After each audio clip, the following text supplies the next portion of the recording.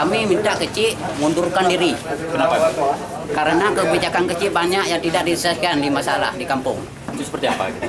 Banyak yang menyangkutnya, Pak. Apakah Apa mereka aja? juga menggelapkan? Apa aja? Masalah BPKPG pun menyangkut. Tidak pernah musyawarah dengan warga. Habis itu, Pak?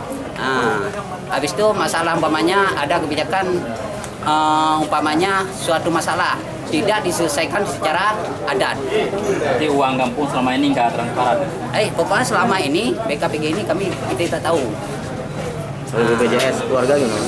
BPJS Ya, BPJS menyangkut dengan warga. Ada beberapa warga kemarin kejadiannya pernah datang ke BPJS, katanya tidak ada data BPJS dari Gampung Rundeng.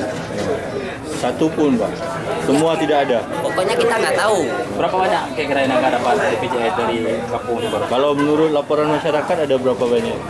Kalau itu kita yang setahu kemarin ada 2 orang. Lantaran kejadiannya